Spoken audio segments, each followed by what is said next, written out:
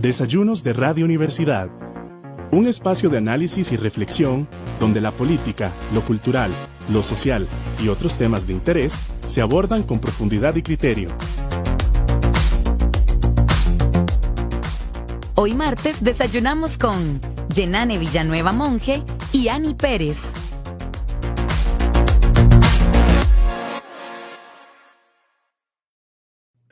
Hola, ¿qué tal? Buenos días, muchísimas gracias por acompañarnos. Aquí estamos, como siempre, martes cada 15.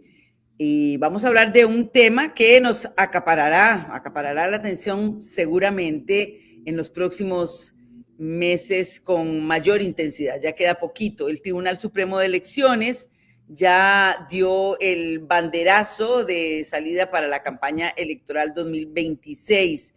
El 1 de octubre, el ente electoral convocó a 3.7 millones de personas a las urnas para elegir 60 cargos, incluida la presidencia de la República, sus 2 vicepresidencias y las 57 diputaciones a la Asamblea Legislativa para el periodo que va del 1 de mayo de 2026 al 30 de abril de 2030. Buenos días, Ani. Muy buenos días, gracias por acompañarnos por las señales de las 3 emisoras de la Universidad de Costa Rica, así como Canal 15 y en la plataforma de YouTube.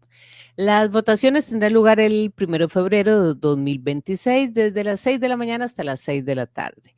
En el extranjero y únicamente para la elección de presidencia, las elecciones se realizarán de 9 de la mañana a 7 de la noche según la hora de cada uno de los 42 países que albergan los 49 consulados habilitados en todo el mundo. En total, 20 candidatos y candidatas buscarán ocupar la silla presidencial en una oferta que incluye figuras ya conocidas en el espectro político y caras nuevas, procurando alcanzar ese 40% necesario para evitar una segunda vuelta electoral que se realizaría el 5 de abril, lo que ha sido necesario prácticamente en las últimas 4 elecciones presidenciales y que incluso ya todos empiezan, o la mayoría empieza a jugar con esas fechas y con las posibilidades de una segunda ronda. Según establecido en el cronograma electoral, los partidos políticos tienen tiempo hasta este viernes, 17 de octubre, para presentar oficialmente las candidaturas y planes de gobierno y luego le corresponde a la autoridad electoral revisar que cumplan con todos los requisitos legales para aprobarlas o denegarlas de forma definitiva. Entre esas 20 personas están cuatro diputaciones, que son Osmery Alpizar, Eliezer Feinsack, Fabricio Alvarado y Ariel Robles. 3 exministros de la actual administración, Laura Fernández, Natalia Díaz y Luis Amador, y una ex primera dama, Claudia Dobles. Revisando las últimas encuestas, por ejemplo, la última del Centro de Investigación y Estudios Políticos, CIEP, de la Universidad de Costa Rica, publicada en septiembre, nos dice que cualquier resultado electoral podría ser posible. El informe de resultados que registró hasta un 57% de indecisos, también nos dice que ganar un poco más de apoyo que los demás puede volver competitiva una candidatura que no partía como favorita. Es otra de las características también que se han venido presentando, por ejemplo, en las 2 últimas elecciones. Exactamente, un 12%, sí, un 12% de las personas o posibles personas electoras manifestó su intención de votar por la oficialista Laura Fernández, un 7% por el liberacionista Álvaro Ramos y un 5% por el Frente Amplista Ariel Robles. Ningún otro aspirante alcanzó una cifra superior al margen de error del estudio, que son 3 puntos porcentuales. Reflejan las opciones una diversidad ideológica. Se pueden distinguir diferencias significativas entre las candidaturas y las preocupaciones que el electorado señala como claves, que son seguridad, educación y costo de vida.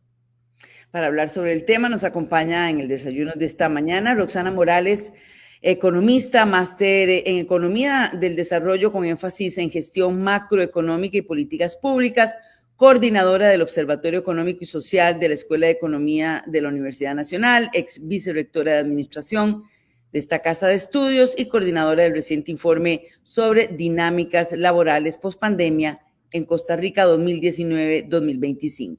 También está en desayuno Jaime García, economista, director regional del Índice de Progreso Social para América Latina, director de Impacto y Sostenibilidad en CAI, asesor global senior del Social Progress Imperative. Ha liderado la implementación de proyectos en más de 2.000 territorios en Brasil, Colombia, Costa Rica, India, México, Sudáfrica y Estados Unidos, además de colaborar en iniciativas para la competitividad y la sostenibilidad. Recuerden que nos pueden hacer llegar sus mensajes por vía de las plataformas, pero también llamando directamente a cabina al 2234-3233. Muy buenos días, Jaime y Roxana. Buenos días. Muchísimas gracias por acompañarnos. Bueno, hablábamos que cada vez estamos más cerca, tenemos un panorama político, digamos que para algunos, sobre todo analistas, algunos dicen que definido, otros que cualquier cosa podría pasar. Es decir, ¿cuál es esa primera lectura que ustedes hacen de lo que enfrentamos hoy en día con un electorado que también busca soluciones para un país que además ha cambiado y que enfrenta desafíos con mayor fuerza? La seguridad, por ejemplo, es uno de ellos. La educación, que también suele marcarse como estar entre los principales y por supuesto, el costo de vida. Empezamos entonces, Roxana. Sí, buenos días, muchísimas gracias por la invitación. Y bueno, creo que este es uno de los primeros programas que nos abarcará durante este ciclo electoral, ¿verdad? Que se torna muy, vamos a ver, interesante, también preocupante, y el resultado es incierto, ¿verdad? Tal como hemos observado en las últimas elecciones, pues a lo largo de la campaña electoral pueden suceder situaciones donde algún candidato toma la delantera, ¿verdad? Dependiendo de cuál es el grado de vinculación que tenga con el electorado y también cuáles son las propuestas que tenga y cómo logre enganchar con el electorado en cuanto a esas propuestas y cuáles son las necesidades más apremiantes del país, ¿verdad? Cada persona tendrá su visión, su perspectiva. En Costa Rica tenemos una alta desigualdad, una serie de problemas que no afectan a todos por igual, ¿verdad? Y algunos pues, más importantes que otros. Yo creo que dependiendo de qué nos presenten, parece que es el 17 de octubre, ¿verdad? Que tienen fecha para presentar los programas de gobierno, pues ahí estaremos viendo cuál es la línea.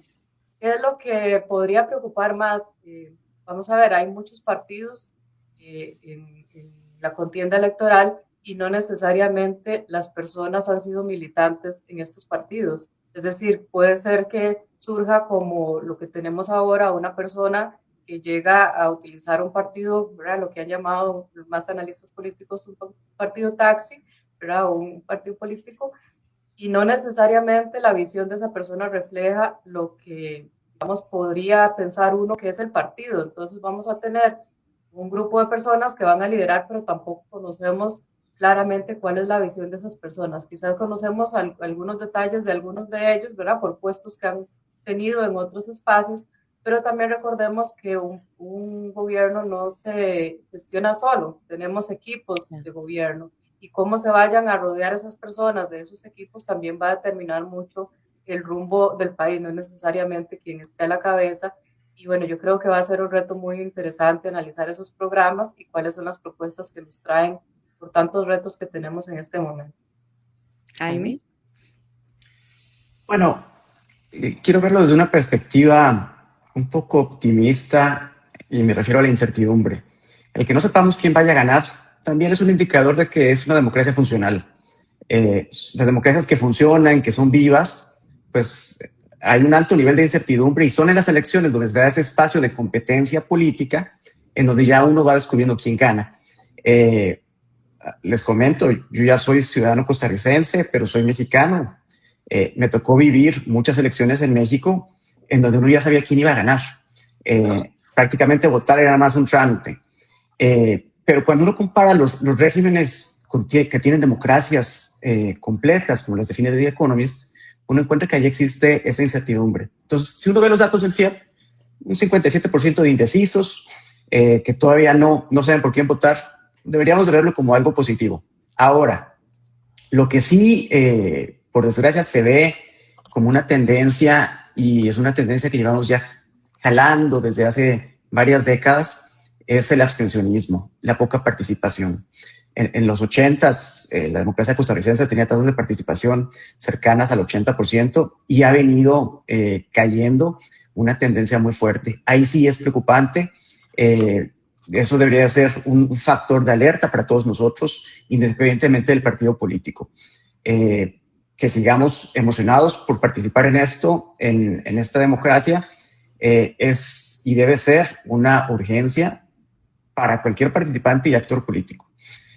Ahora, respecto a lo que tenemos como opciones para votar en estas elecciones, yo creo que como bien dice Roxana, hay que esperar a que terminen de subir las propuestas, que se termine de validar por el TCE, pero sí me preocupa que nos enfoquemos mucho a, sin duda, una urgencia como es la seguridad, y eso hay que atenderlo, y me imagino que va a estar dentro del centro de todas las propuestas partidistas, pero que no tengamos una visión país, que nos preocupemos solamente por aspectos de apagar fuegos o atender emergencias de corto plazo y perdamos la visión de cuál es la Costa Rica que queremos construir o que queremos empezar a construir a partir de las fortalezas que hemos tenido, las debilidades que se nos han surgido durante el camino, por ejemplo, el tema de la educación, en donde el Estado de la Nación ha hecho un trabajo espectacular, evaluando cómo la calidad educativa de este país ha venido a menos, algo que antes era un factor diferenciador en la región, hoy pues pone en jaque las capacidades productivas que hicieron distinto a Costa Rica respecto a Centroamérica, en términos, por ejemplo, de atracción de inversión extranjera directa enfocada a clústeres tecnológicos. Entonces, hablo de esa debilidad interna que está muy relacionada también con un contexto global muy complicado. Entonces, sí me preocuparía que las propuestas que diéramos no consideraran esos aspectos internos de mediano y largo plazo, que el gobierno se tiene que preocupar por ello, pero también que estuviera desligado al contexto global que estamos viendo hoy.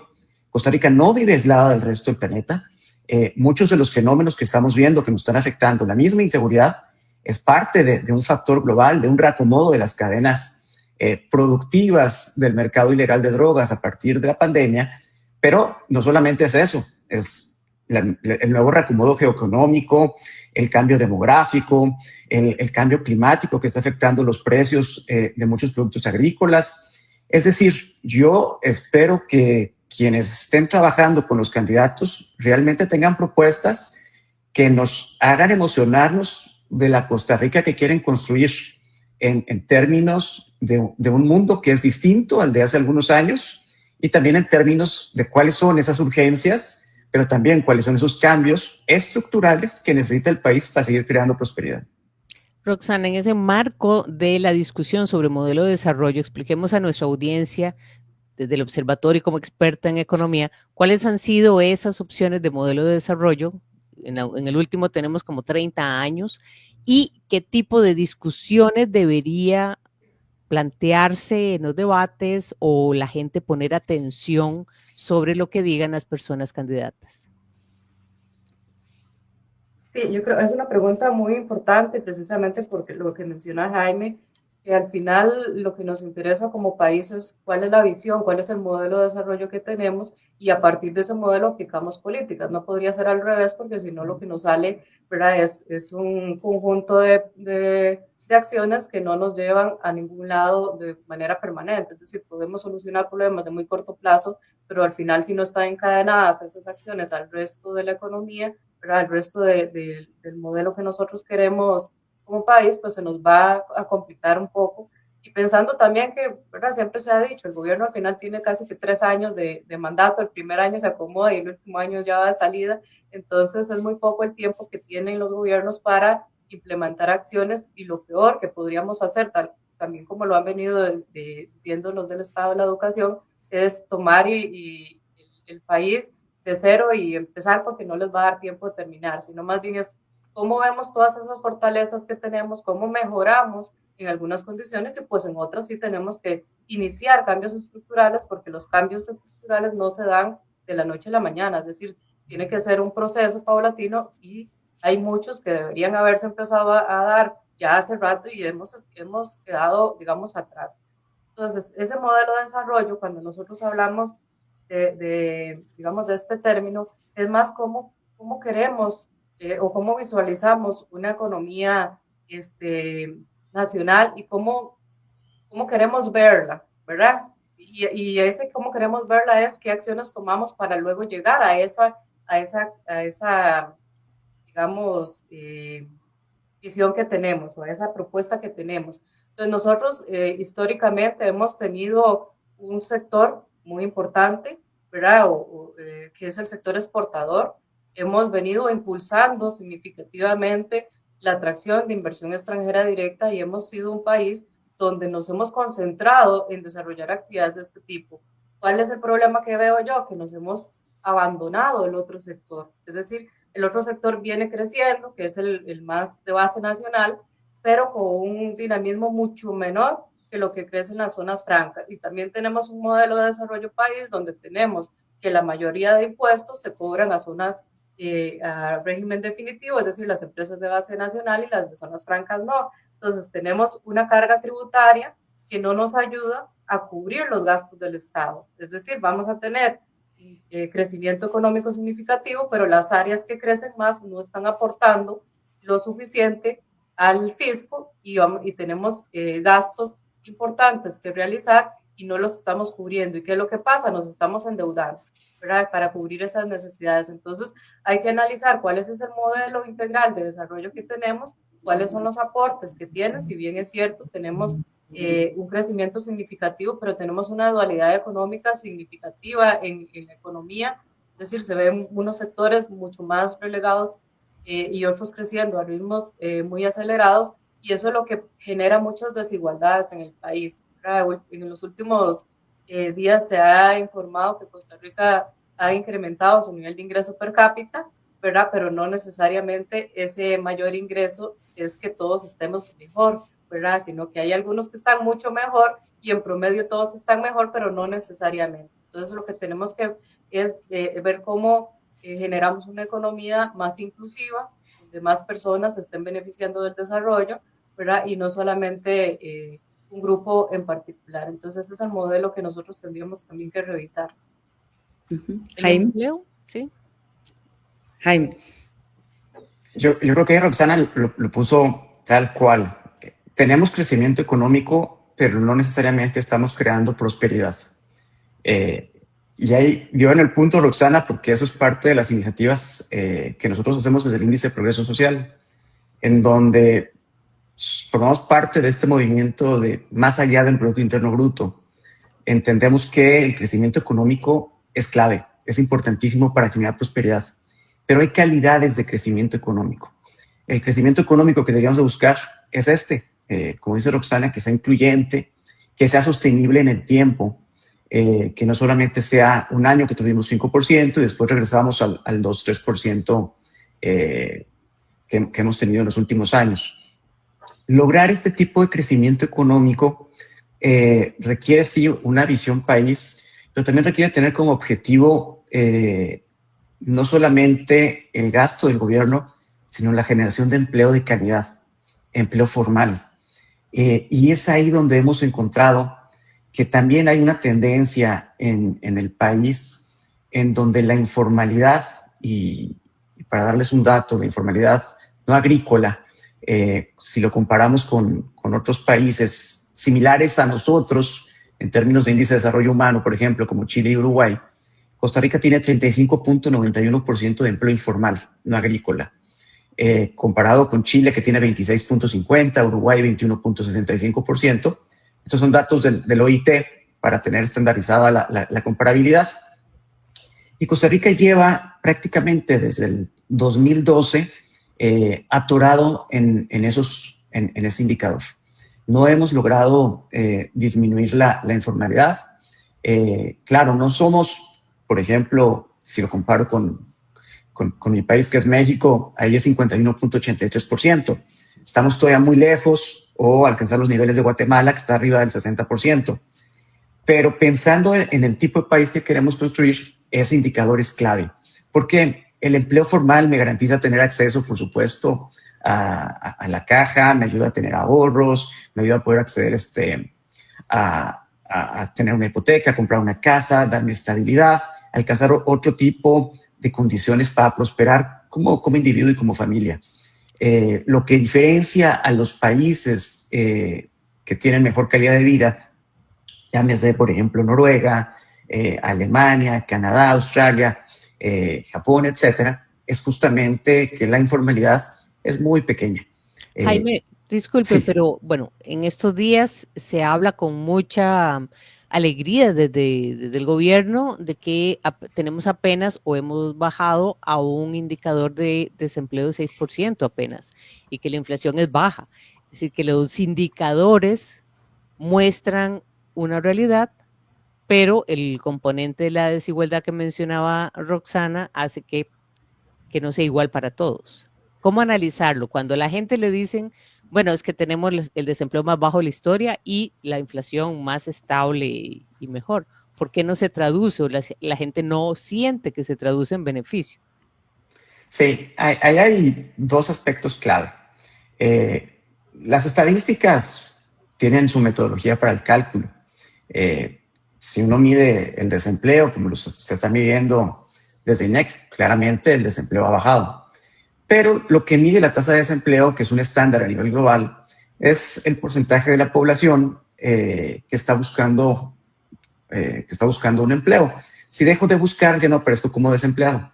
Lo que hemos encontrado es que ha habido menos gente que está buscando empleo, que ya probablemente se cansó de tratar de encontrar un empleo en donde pudiera prosperar y entonces ya no aparece como desempleado, porque esa tasa de personas que se han salido de esa búsqueda de empleo se ha aumentado en el país y es una tendencia también que viene creciente. Ahí sería interesante más bien tratar de hacer ya un análisis más microeconómico para conocer cuáles son esos factores que yo espero que los candidatos investiguen y los ubiquen para volver a hacer que las personas quieran participar del sector económico. Ese por un lado. Por el lado de la desigualdad, tenemos dos Costa Ricas, y eso Roxana lo dijo muy bien, moviéndose a velocidades completamente distintas. Ahí la pregunta es cómo podemos acelerar otros sectores a la velocidad del sector exportador. Hay un sector que además tradicionalmente ha crecido bastante fuera de GAM, que si vemos la desigualdad en Costa Rica, la desigualdad también es territorial. Entonces, si bien todos los clústeres de dispositivos médicos, tecnológicos, estas industrias de exportación donde Costa Rica destaca, están concentradas en el centro del país, si nos vamos a la periferia, vemos que no existen opciones de empleo formal altamente productivo, salvo por el turismo. El turismo ha sido tradicionalmente, sí, un factor de creación de empleo formal. Sin embargo, vemos que en los últimos años, particularmente a partir de la pandemia, que fue una crisis global, nos ha costado trabajo recuperar el crecimiento de turistas de alto valor agregado que había tenido el país. Y de hecho, los últimos datos del ICT nos muestran que estamos teniendo menos turistas que el año pasado. Entonces, eso es preocupante, porque una de las actividades que sí generaba empleo formal y bien pagado, pues está dejando de funcionar y además fuera de la GAM. Entonces, eso aumenta todavía más la desigualdad. Y el otro punto que tocaste, Ani, sobre la inflación. Mira, es que existe esa discusión sobre si tener cero inflación o tener inflación negativa es positivo para nuestros bolsillos. Recordemos que la inflación y cómo funciona el sistema monetario de Costa Rica es con metas de inflación. Cuando el Banco Central anuncia su política monetaria, escoge una meta. Esa meta sirve ¿para qué? Para que los agentes económicos ajusten sus expectativas y entonces no exista inflación, que es un crecimiento acelerado en los precios. Ahora, todo el mundo estaba esperando que el Banco Central ajustara su inflación a esas metas. Vemos que no lo ha hecho así, de manera que ha generado también incertidumbre. El que tengamos inflación cero negativa no necesariamente significa que va a impactar en los costos de vida de las personas. Eso tampoco funciona así. Y ya la OCDE ya ha estudiado que mucho del costo de vida, que es uno de los factores que más se quejan los ciudadanos en Costa Rica, lo cual es cierto, tiene que ver desde por cuestiones competitivas dentro del mercado costarricense. Es un mercado muy pequeño, altamente regulado, muy concentrado, que si atendemos esos factores, ahí sí podríamos bajar ese costo de vida. Pero en términos de inflación, está ligado a unos factores también coyunturales, pero que no lo vemos necesariamente reflejado en la canasta básica, por ejemplo. De manera que sí, hay inflación negativa, hay inflación cero, somos el país de la OCDE campeón en disminuir la inflación, pero eso no necesariamente significa que el crecimiento económico que vamos a tener se va a reflejar en calidad de vida. Entonces, es un indicador que no está cumpliendo con las metas del Banco Central, y eso también genera incertidumbre. Roxana, Jaime mencionaba y hablaba de las características del empleo también, y el observatorio presentó justamente un análisis, un informe especial, dinámicas laborales post pandemia en Costa Rica 19-25. Ahí, en términos generales, ¿cuáles son esas características y que nos podrían o que podrían también ayudar a los partidos políticos, a los candidatos a marcar una línea? Y por otro lado, que me interesa también conocer por parte de los dos, es el aspecto ideológico. Es decir, en estos momentos, y ahí hablamos también de la diversidad de partidos políticos. Hace 4 años también tuvimos una oferta electoral de 20 partidos políticos. Bueno, hasta por lo menos hasta 2006 hablábamos de 14, es decir, hay una gran oferta, pero no necesariamente eso está dividido desde el punto de vista ideológico o de propuestas. Ahora, en eso podemos ver una diferencia entre la oferta que tenemos. ¿Podría eso marcar diferencias también en la ruta a seguir en cuanto a empleo y en temas, digamos, que son estratégicos, la participación del Estado, por ejemplo, las instituciones estatales, y que esto también esté en juego en esta campaña, o no? ¿O ahora el panorama es más, es similar y hay pocas diferencias de este tipo? Roxana. Sí, bueno, precisamente nosotros presentamos desde el Observatorio de la Escuela de Economía de la UNA un informe donde pretendemos hacer un análisis de qué es lo que pasó con el mercado laboral antes de la pandemia y qué es lo que tenemos ahora, para ver más tendencias de mediano plazo. Muchas veces nos concentramos en cómo crecimos de un trimestre a otro o muy corto plazo, y en realidad las tendencias son los que nos van diciendo precisamente cuál es el modelo de desarrollo que tenemos y cómo estamos impulsando esos sectores y además cómo está viéndose afectada o no la ciudadanía. En este caso nosotros encontramos, digamos, de los principales hallazgos, es confirmar que la salida de personas del mercado laboral no es de ahora, ¿verdad? Viene desde antes de la pandemia, donde hay muchas personas que se están retirando del mercado laboral. Eso significa que cada vez tenemos menos personas dispuestas a trabajar en el país, y eso ha hecho que el desempleo baje. Sin embargo, tenemos una paradoja donde uno esperaría que si baja el desempleo es porque esa persona consiguió trabajo, pero encontramos que más bien cada vez hay menos personas con trabajo en el país, es decir, hay menos personas ocupadas, menos personas obteniendo un ingreso, y hay más personas dependientes, es decir, que están fuera del mercado laboral. Y ese es, digamos, un área importante de analizar, porque creemos también que puede haber una subdeclaración de algunas personas. Sabemos que ha aumentado muchísimo las actividades ilegales, ¿verdad? Más que informales, ilegales, y eso también preocupa. Hay muchos jóvenes que se están saliendo del mercado laboral y no están estudiando y no están buscando trabajo, y hay una población significativa que son las personas de 60 años y más, que del todo se están saliendo del mercado, lo que viene a ratificar esa tendencia al envejecimiento de la población e implica nuevos retos en el sentido que tenemos una alta tasa de informalidad, como ya mencionaba Jaime, a lo largo de la vida laboral de muchas personas que están saliendo del mercado laboral por temas de edad y no tienen una pensión que les permita satisfacer sus necesidades mínimas o básicas. Tenemos abandono de personas adultas mayores, ¿verdad?, en el país de manera importante. Por dicha, ayer creo que se aprobó una ley donde castiga a personas que abandonan a familiares en sus mayorías de edad, ¿verdad? Porque sí, definitivamente vamos a un país donde cada vez vamos a estar más envejecidos, demandamos más seguridad social, más atención de servicios hospitalarios, y vemos la saturación enorme que hay ya de por sí en el sistema, y eso significa que vamos a tener más. Es decir, hay que ponerle el ojo en el sistema de seguridad social, que es uno de los digamos, baluartes que hemos tenido a lo largo de la historia y que parece que hemos abandonado un poco, ¿verdad? La ciudadanía demanda mucho la mala calidad y atención que estamos teniendo en la seguridad social en cuanto a tiempos de respuesta de las necesidades.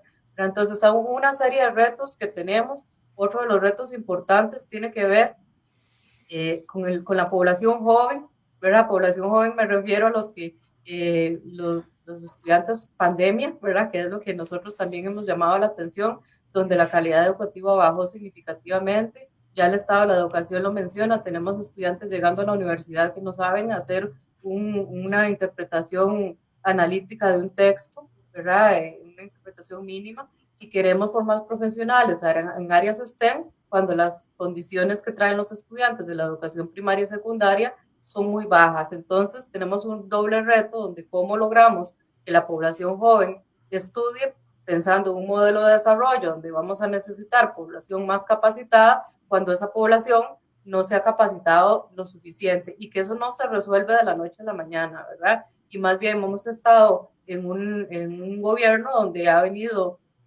invirtiendo cada vez menos en educación sin una ruta clara, ¿verdad?, sobre cuál es el país que queremos, y yo creo que educación es la principal herramienta del modelo de desarrollo de un país.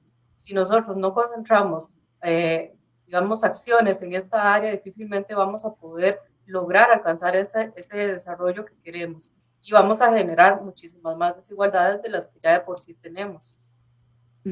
Ahora, con respecto a la parte ideológica, Jaime, tal vez ahí, porque incluso nos han preguntado aquí por redes, y lo incluimos. Akira dice, en la presentación del programa se preguntó si hay diversidad ideológica. La respuesta es clara, hay varios partidos que responden a ser un apéndice del oficialismo. Eso por un lado, y por otro, si se habla desde el punto de vista ideológico, como ciudadano veo que el espectro de derecha pasa por una tremenda crisis, y eso es un fenómeno mundial, y creo que aquí va a pasar por lo mismo. Partidos de centro derecha van a ser devorados también por propuestas populistas y ultraconservadoras. Incluyo porque también están mencionando el aspecto ideológico, es algo que ocupa o que preocupa a la audiencia. Entonces, bueno, en esa oferta, ¿y qué papel juega también el ver diferencias ideológicas y hablar, por ejemplo, porque esta ha sido una discusión que ha tenido el país en cuanto a la participación del Estado? Y si eso es un tema y debería ser un tema también en el modelo de desarrollo, ¿y qué es lo que vemos en esa oferta? ¿Hay una diferencia entre, es ese un tema también entre los partidos políticos? ¿Les preocupa esa formulación ideológica que responde a una ruta a seguir, Jaime? Excelente pregunta, Yanani. Ya las ideologías no son lo que eran antes, y esto hablo a nivel global. A veces partidos que se identificaban con la izquierda toman decisiones que uno diría son plenamente la derecha, o por el contrario, gobiernos que son de empresarios toman decisiones que no favorecen la creación de valor por parte de las empresas. Y estoy hablando en general, pero uno lo puede encontrar prácticamente en cualquier latitud alrededor del mundo. En términos de nuestro país, a ver, yo creo que la parte ideológica va a salir y se va a hacer muy presente cuando empiece ya el debate político per se. Encontrar cuál es ese factor diferenciador para ir atrayendo a los diferentes votantes, ese 57%.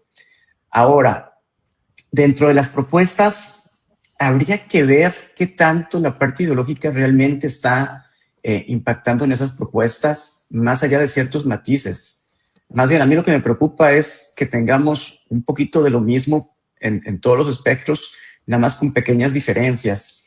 En economía política existe el teorema del votante mediano, en donde dice que cuando tienes, y eso aplica si tienes un modelo bipartidista o de múltiples partidos, que cuando hay alto nivel de incertidumbre, tú lo que buscas es moverte hacia el centro para tratar de jalar a la mayor cantidad de votantes, moverte hacia donde está ese votante mediano. De hecho, hay hasta una película de Estados Unidos de las elecciones, no recuerdo hace cuántos años, la voy a buscar y se las voy a compartir para que la recomienden, porque es muy buena. Al final todos se deciden convencer a un solo elector, y hay una guerra entre los partidos para convencerlo. Creo que hacia allá estamos. Ya desde hace un par de elecciones en Costa Rica, vemos que no existen esos grandes temas, al menos en la primera ronda, que nos planteen este u otro modelo, como quizás hubo antes sobre tratado de libre comercio o no tratado de libre comercio donde se polarizaba el país. No, hoy hay ciertos matices en torno a la libertad, en torno a la inclusión, pero en torno a la visión país y modelo país, yo en este momento, aún sin haber visto los documentos, pero sabiendo quiénes son los que están detrás de las propuestas, yo no esperaría que hubiera grandes cambios de uno a otro. Sí, discursos tal vez muy disonantes durante los debates, porque el debate es parte del show. Recordemos que el voto muchas veces o casi siempre es irracional, pero en términos de la ideología, yo creo que más bien de una estrategia de comunicación política en torno a atraer a la mayor cantidad de votantes, y eso para Costa Rica significa moverse al centro, esa centro derecha, centro izquierda, que si lo comparamos con cualquier otro país, incluso aquí los de derecha a derecha podrían ser de izquierda en otros países de nuestra América Latina. Entonces, así de confuso puede llegar a ser el espectro político e ideológico. De manera que yo, al menos en esta primera ronda, lo que espero es diferencias o matices en el tema de la seguridad. Algunos quizás hablando más de mano dura, pero cuando eso en el discurso político, pero cuando uno ve cuáles son realmente las políticas, pues no van a ser muy diferentes a las que se proponen de hagamos una cárcel más grande, o pongamos penas más severas. Al final termina siendo ese tipo de estrategia de no moverse para no causar demasiado alboroto y llegarle a esos 57% que no son nada despreciables, pero que si yo alcanzo un alto porcentaje de ellos, me garantizo ser competitivo para la segunda ronda, que es lo que los números ahora nos indican. El juego es, lleguemos a la segunda ronda. Y en ese sentido es todavía no polarizar. La polarización probablemente la veamos en la segunda ronda, y eso sí lo hemos visto en las últimas elecciones, pero ahorita en esta primera ronda es, vayamos por el centro izquierda, centro derecha, no nos diferenciemos mucho y tratemos de poner y proponer un modelo que no sea tan distinto para no quedarme en los extremos, porque si me voy a los extremos, ahí sí pierdo probabilidades de llegar a la segunda ronda. ¿Coincide, Roxana? Menos ideologías, más personalismo y más matices, pero es la misma plataforma ideológica, digamos, y económica, sobre todo. Sí, precisamente ya varios analistas, ¿verdad? En esta línea han mencionado lo que indica Jaime, ¿verdad? Tenemos una oferta, digamos, partidaria que no necesariamente es, digamos, uno podría encasillar en una ideología o en otra, ¿verdad? Tiene muchos matices, tiene muchas áreas, en algunas sí se diferencian, pero a nivel general en realidad no vemos grandes, digamos, diferencias que uno podría resaltar entre una y otra, entre uno y otro partido. Sí hay, obviamente, algunos partidos que son muchísimo más de izquierda, otros que, digamos, son más de derecha. Sin embargo, dentro de los mismos partidos que se suponía eran mucho más de derecha, pues hay alguna queja dentro de los integrantes donde se ha volcado un poco más hacia el centro, como decía Jaime. Pero entonces yo creo que por lo menos por ahora no se notaría una gran diferencia, ¿verdad? Y espero que no se haga una polarización sobre temas que en el pasado han sido, digamos, utilizados en las campañas electorales, y nos concentremos en lo que de verdad necesita el país, ¿verdad? Que tiene que ver con lo que ya mencionamos, con seguridad, en un entorno internacional donde otros países están haciendo lo suyo y nosotros no hacemos. Entonces cada vez estamos atrayendo más delincuencia y más narcotráfico a Costa Rica. Es decir, hay que hacer algo. Ya estamos perdiendo en nuestro país, la inseguridad que tenemos en las calles, cuando salimos ya no podemos ni ir a comer tranquilos, ¿verdad? Yo creo que eso es de preocupar, porque si no tenemos esa seguridad en el país, las personas no van a realizar muchas de las actividades económicas que normalmente realizan en un país, en un ámbito, ¿verdad? Donde haya seguridad y tranquilidad. Entonces ese yo creo que es uno de los principales problemas, pero tampoco podemos pretender que con más cárceles, como decía Jaime, vamos a solucionar el problema, ¿no? Es decir, esto tiene una serie de acciones que hay que implementar desde temas educativos, ¿verdad? Desde acceso a empleos dignos, a calidad de empleo, que es lo que va a marcar esas posibilidades de que los partidos logren digamos, sus propuestas o alcancen sus objetivos.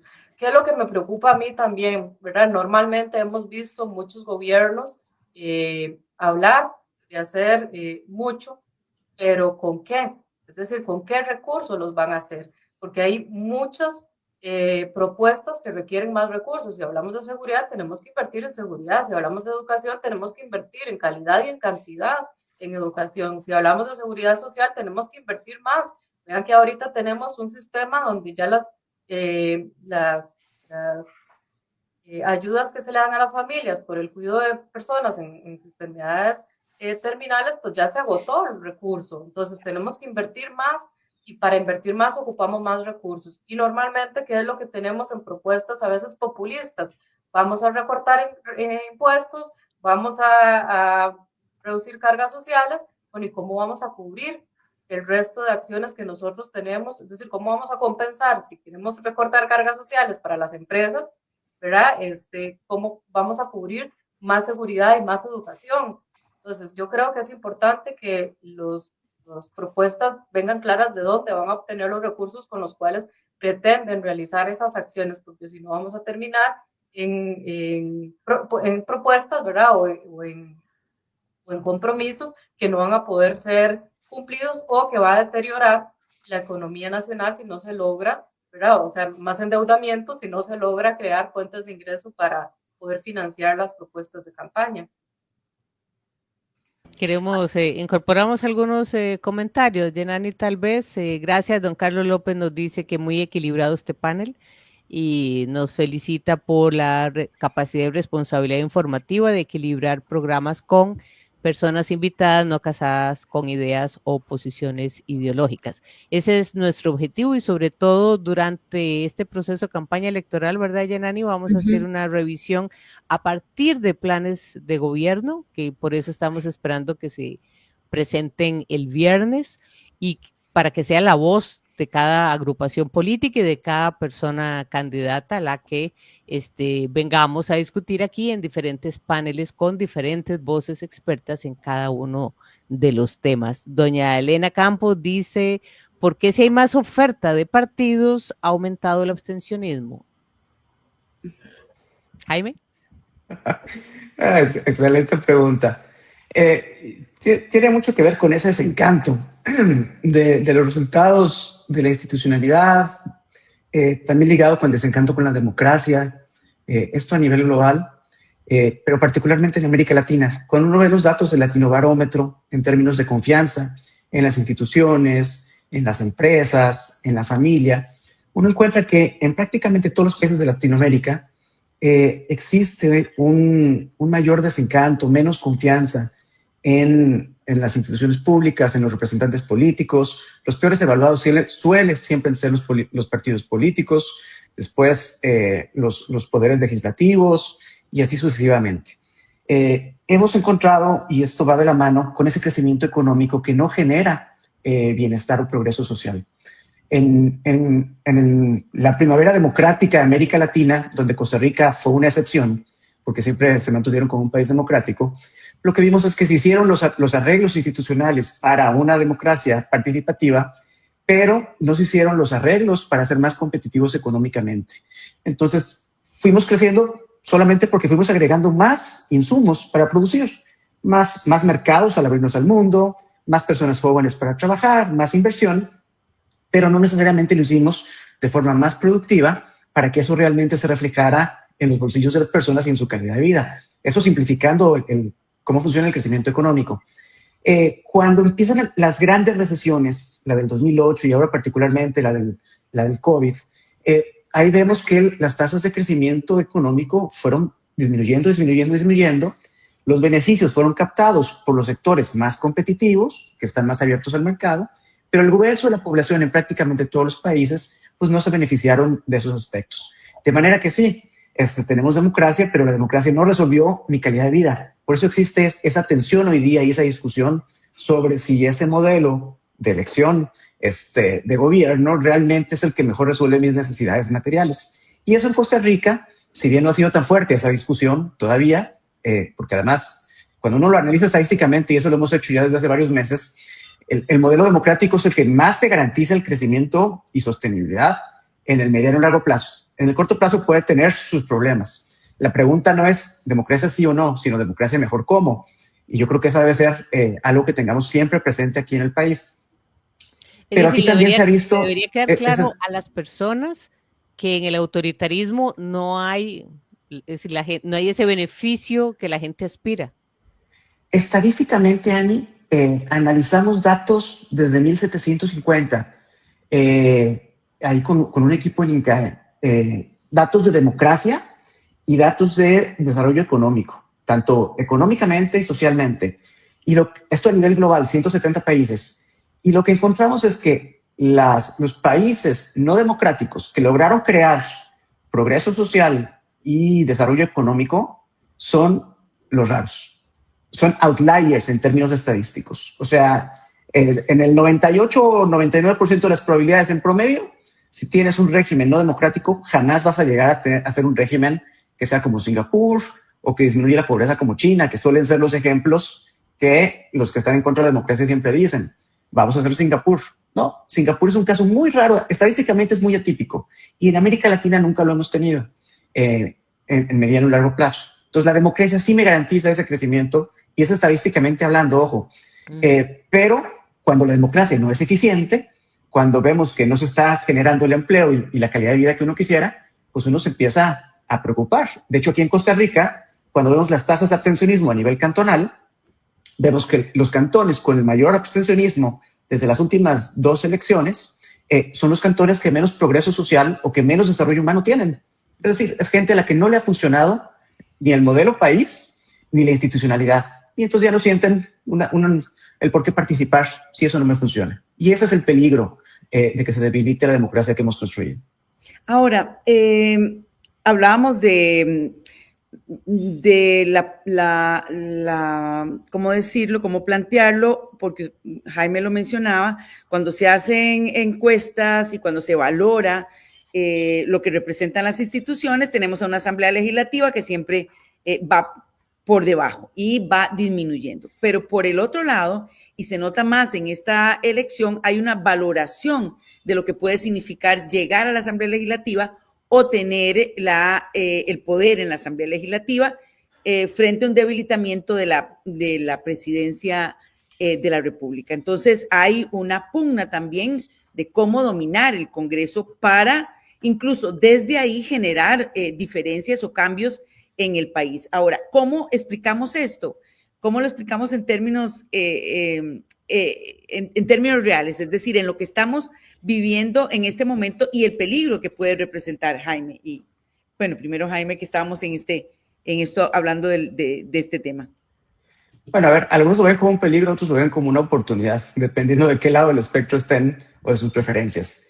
Lo que es cierto es que por cómo ha funcionado el votante costarricense, el que voten por la persona vale más que el voto por el partido en general. Suele ser una personalización del voto. De manera que no necesariamente su elección por el presidente va a ser la misma que por un diputado. No estoy seguro que vaya a cambiar en esta elección ese comportamiento que hemos visto. La gente suele poner votos diferenciados. Somos un país bastante desconfiado, de los más desconfiados de América Latina, otra vez apelando al Latinobarómetro. De manera que, si bien tal vez hay algunos que estén convencidos de que un partido tenga toda la caballería detrás de él, habrá otros que buscarán un equilibrio y un contrapeso de poderes. Yo creo que también ahí existe una incertidumbre muy grande, dado que hay un alto porcentaje, 81% según el CIEP, que no se identifica con un partido y un 57% que no sabe qué votar. Yo creo que el esperar que un partido no solamente gane la presidencia, sino que sea mayoría en la asamblea, y además un partido que no tenga estructuras, digamos, tradicionales o un voto estructural fuerte, yo lo veo muy complicado. Realmente es un interrogante también de cómo se va a comportar el electorado en esta ocasión, es decir, en la conformación de la Asamblea Legislativa, si va a predominar ese balance, esa desconfianza que ha tenido el costarricense o no. Roxana, ¿usted qué piensa? Sí, ¿volveremos a quebrar el voto?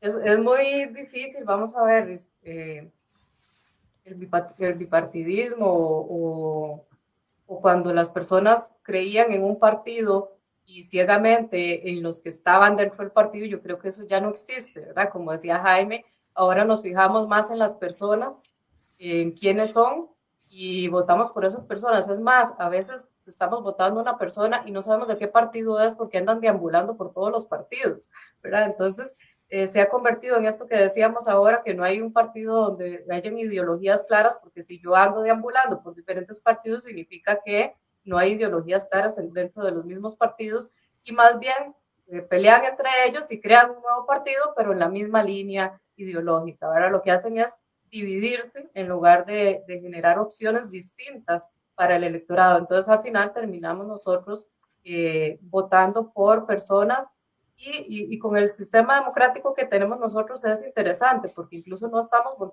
creemos que estamos votando por personas y así no es, ¿verdad? Porque al final nosotros votamos en una provincia por unos diputados y posiblemente votamos por una persona que está en X partido, pero resulta que está en el segundo o tercer lugar, entonces al final terminamos votando por el que está en primer lugar, ¿verdad? Entonces no necesariamente cuando votamos por diputado estamos votando directamente por una persona, porque eso va a depender de cómo se comporta, ¿verdad? El peso que tenga cada uno de los partidos dentro de sus provincias, ¿verdad? Y me parece, ¿verdad? Que no, y esperaría yo que haya y se mantenga esta división de poderes, porque para mí sería peligroso que un país tenga una concentración de poder alta, ¿verdad? Porque ya hemos visto lo que sucede en otras economías donde esa concentración de poder al final puede ser perjudicial, ¿verdad? Yo creo que nosotros debemos fortalecer esa democracia que tenemos. Y con respecto a lo que mencionaba hace un ratito sobre la apatía que tienen los costarricenses de votar, yo creo que un tema importante es tanta corrupción, ¿verdad? Que ha salido en los últimos años. Quizás antes no teníamos medios de comunicación que investigaran o que tuvieran acceso a información, y ahora tenemos todos los días, ¿verdad? Casos que observamos de corrupción, y entonces las personas no sienten esa confianza en el sector público, y otras escuchan o escuchamos promesas de campaña y que al final se traducen en incumplimientos, ¿verdad? Una parte importante de la población que sigue siendo relegada, que sigue viviendo en condiciones perjudiciales, ¿verdad? Donde tienen ingresos bajos, donde no logran conseguir un empleo, donde la seguridad social no les asiste, donde tienen que esperar a una cita médica por 2, 3 años para que les atienda su problema, y bueno, eso genera apatía también dentro del electorado. Aquí tenemos, Ani, otra pregunta ya para ir cerrando, así como 30 segundos de tiempo. Repasamos primero, aquí Ana María Navarro se refiere también al papel del Tribunal Supremo de Elecciones, a la pugna también con el gobierno, o por lo menos las críticas que han venido desde el gobierno. También aquí María Elena Campos, bueno, ya hicimos esa consulta. Marisela Méndez, más partidos pero menos educación cívica, solo garantiza mayor abstención. Eso nos dice Marisela. Elena Campos, Jaime, gracias por su respuesta a mi interrogante. Y otra vez Marisela nos dice, ¿podrían referirse a los riesgos de penetración del crimen organizado en las elecciones? Tenemos el último 15 segundos cada uno. Jaime, adelante. Bueno, es un riesgo altísimo que hemos visto en otros países, México, Colombia, Perú, Ecuador. Sin duda, esta actividad comercial también tiene un interés en incidir en la política de las regiones, de los países. Aquí yo quisiera apelar a que el contexto y la estructura electoral costarricense es bastante sólida comparada con esos otros países. Espero que nos dé cierta resiliencia, porque nada más para recordarle también al público, cuando medimos los derechos políticos o cómo funciona el entorno o la institucionalidad electoral en este país, comparado con 170 países, Costa Rica ocupa el lugar 16, según Heritage Foundation. Con The Economist, junto con Uruguay, somos la única democracia plena. Parity of Democracies, que es otra medición a nivel global, nos pone entre los países excepcionales. Yo quisiera pensar que esa institucionalidad, donde el TCE como ese árbitro que genera las reglas del juego, que está auditando y revisando, nos va a garantizar que el impacto, que seguramente va a haber y se va a intentar, no sea tan grande como se ha visto en otros países. Roxana. Sí, bueno, ya para cerrar, más bien quedo a disposición para analizar esas propuestas de gobierno que vienen. Yo creo que es muy importante desde estos espacios universitarios, académicos, informar a la ciudadanía, ¿verdad? Sabemos que ahora a la gente no le gusta leer, es más fácil escuchar comentarios y yo creo que podemos incidir más desde esta lógica con una visión más neutral desde la política, sabiendo que no estamos incorporados, ¿verdad?, en partidos políticos y que es importante que la ciudadanía conozca de primera mano no solo las propuestas, sino también la viabilidad de esas propuestas, porque también yo creo que eso va a ser muy importante en este proceso electoral y confiar en la democracia que tenemos y ojalá que más personas de verdad salgan a votar en estas elecciones. Es un privilegio que tenemos. Hay otros países que desearían poder elegir a sus gobernantes. Entonces yo creo que es muy importante que las personas logren ejercer ese derecho tan importante que tenemos. Bueno, importante también democracia blindada, como mencionábamos a raíz de la última pregunta de la audiencia, ¿verdad? Que es un peligro siempre que lo sentimos más cerca en estos momentos sobre el crimen organizado, el narcotráfico. Bueno, papel importante que tienen las instituciones. Gracias a ambos, gracias a Jaime García del INCAE, gracias también a Roxana Morales de la Universidad Nacional y gracias a ustedes por habernos acompañado. Acompáñenos en nuestra próxima edición de Desayunos de Radio Universidad, un espacio de análisis, opinión y debate sobre la actualidad nacional e internacional. Sintonícenos de lunes a viernes a las 7 de la mañana en la 96.